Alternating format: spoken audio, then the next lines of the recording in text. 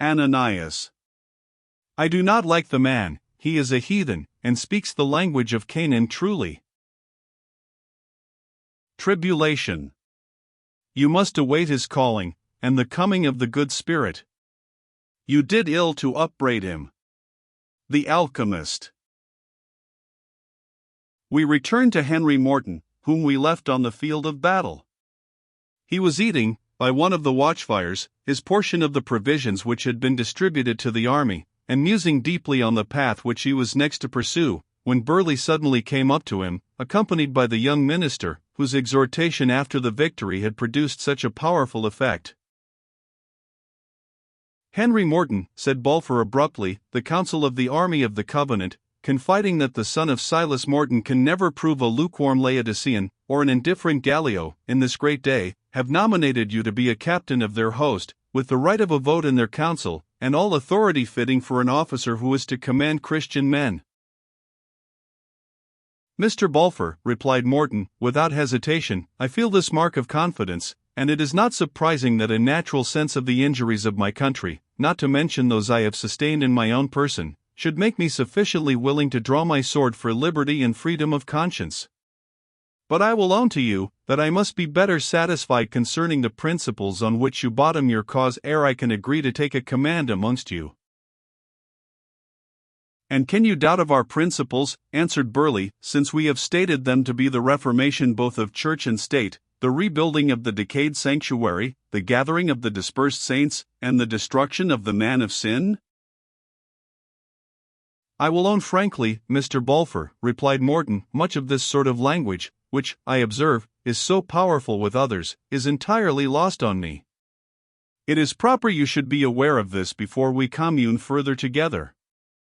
The young clergyman here groaned deeply.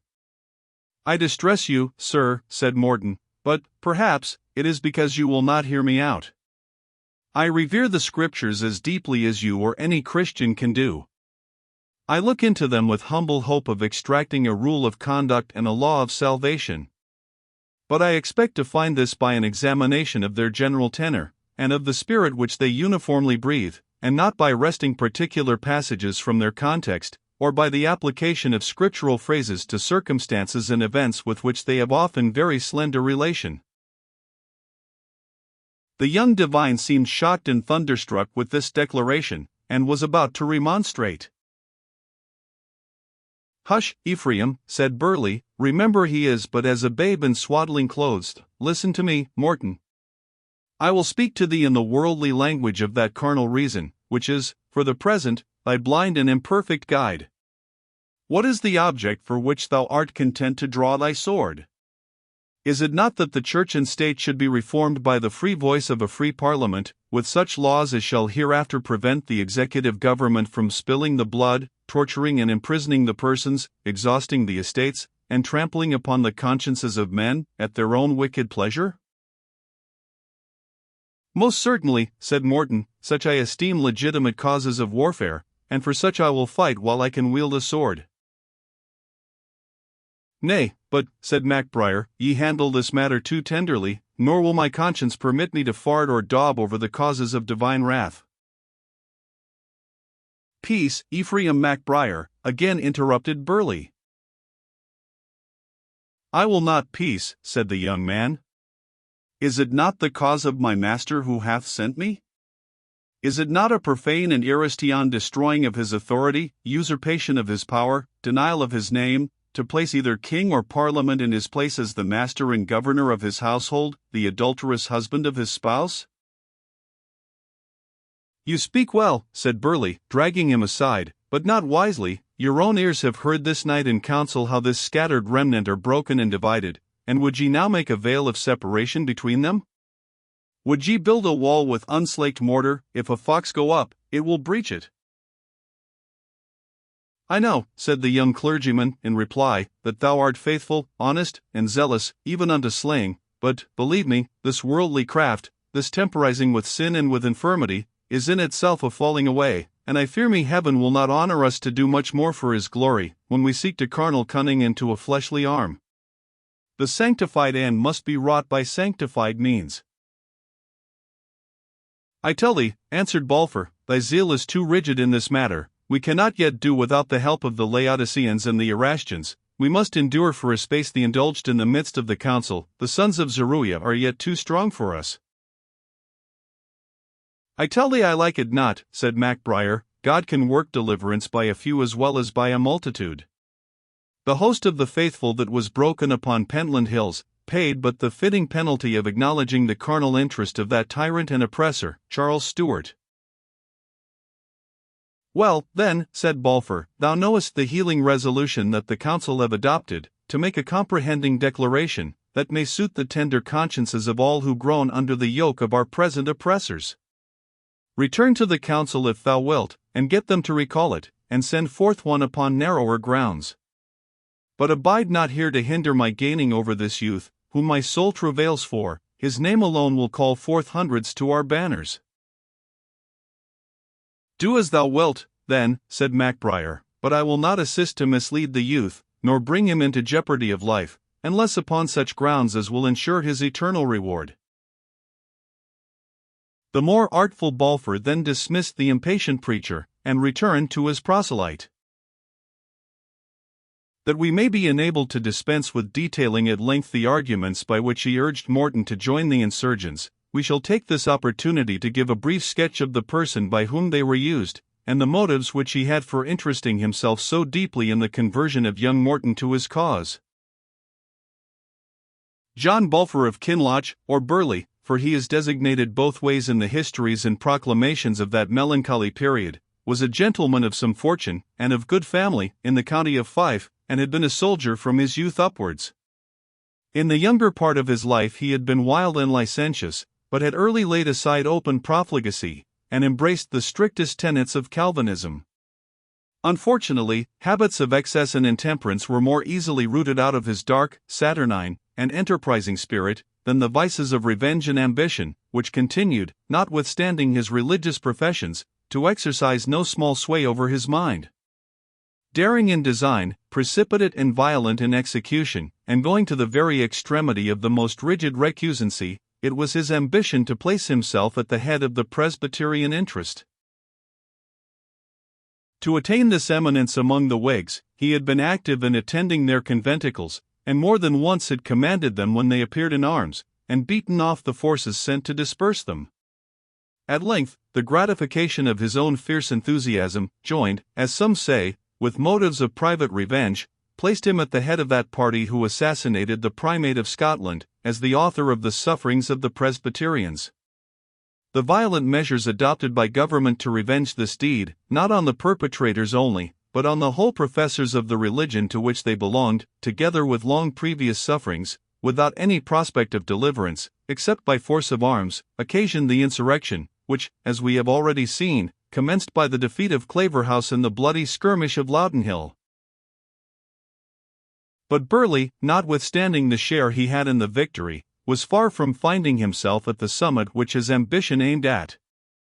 This was partly owing to the various opinions entertained among the insurgents concerning the murder of Archbishop Sharp.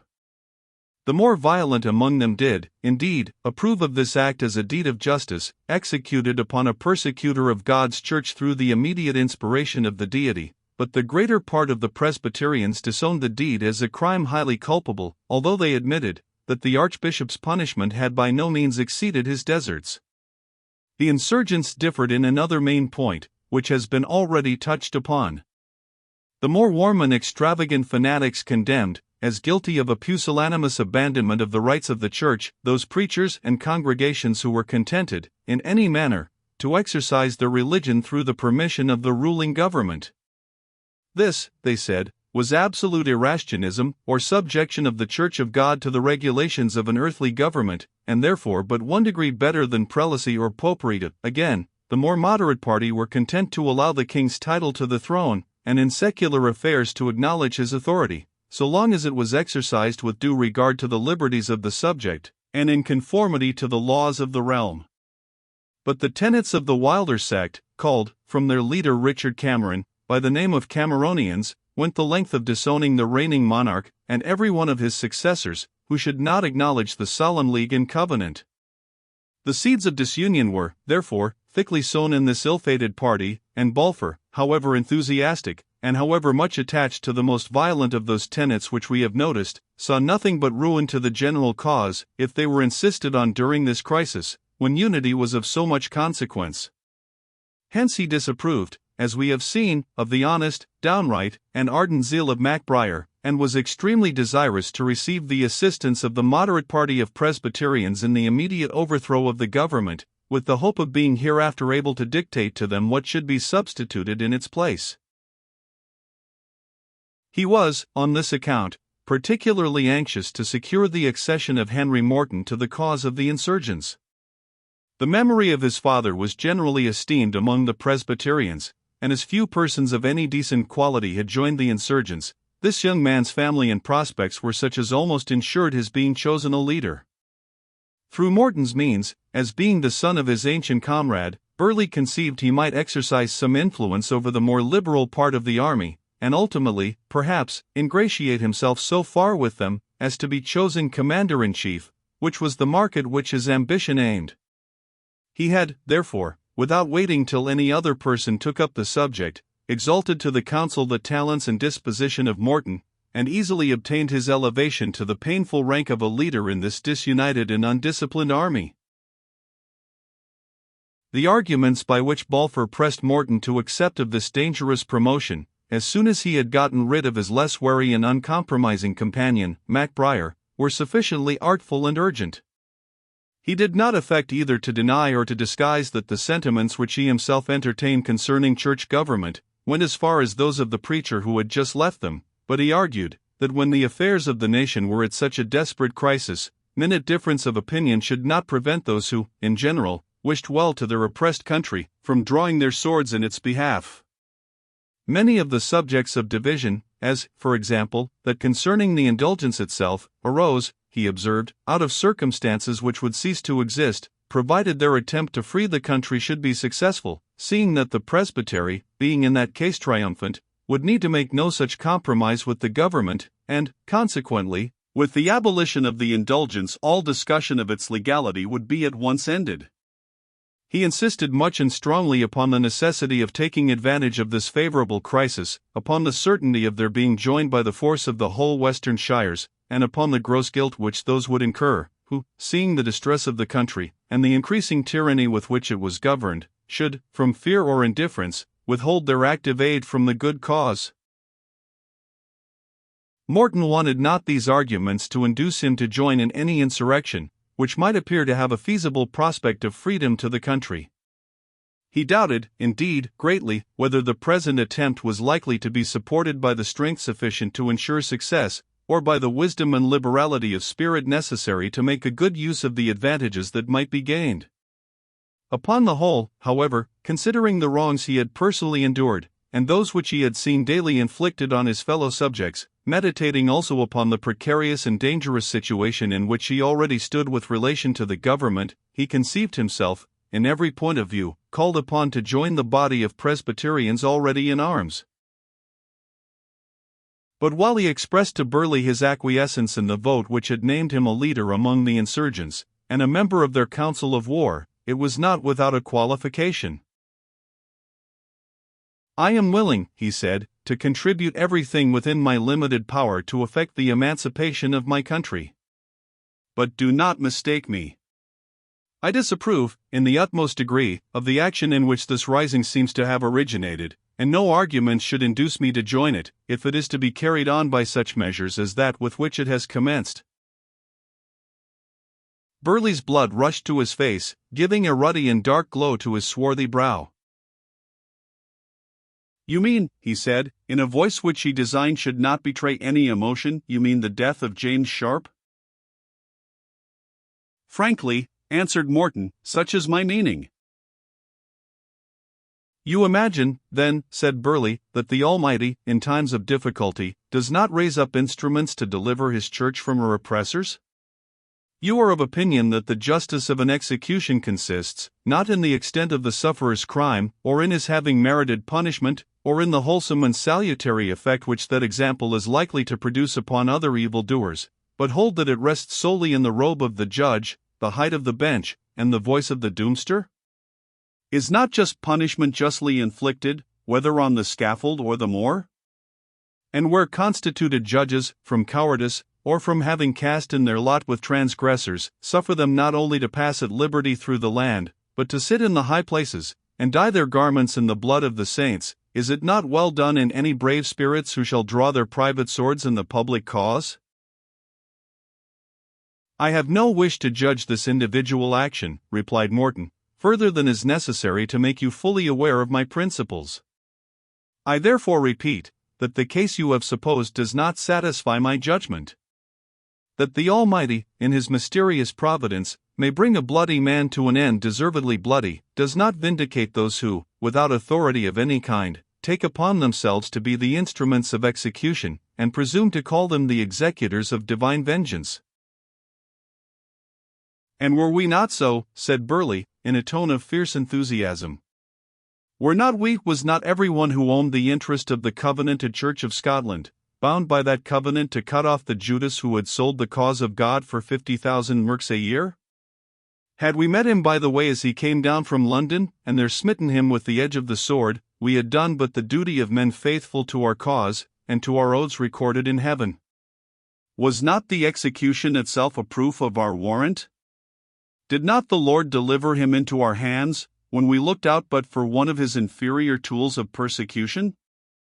Did we not pray to be resolved how we should act, and was it not borne in on our hearts as if it had been written on them with the point of a diamond, "You shall surely take him and slay him"?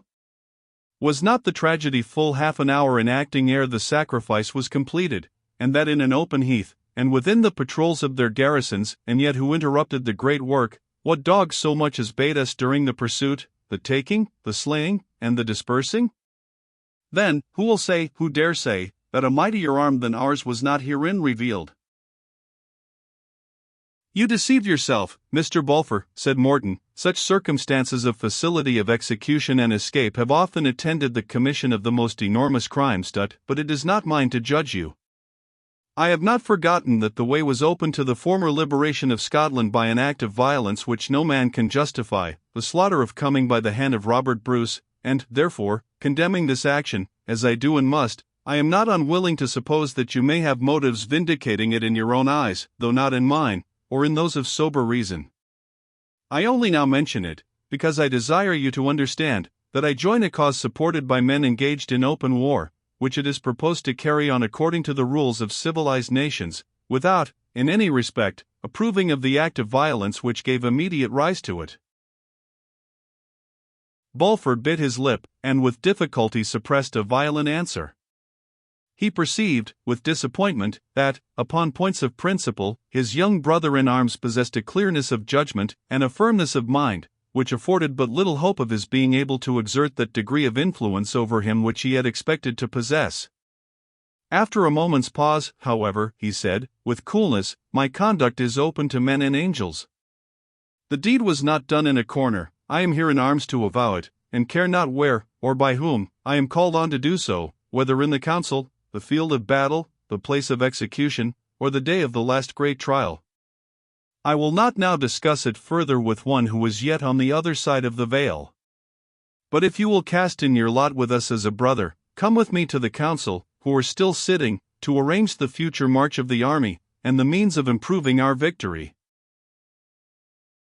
Morton arose and followed him in silence, not greatly delighted with his associate, and better satisfied with the general justice of the cause which he had espoused, than either with the measures or the motives of many of those who were embarked in it. Abbotsford.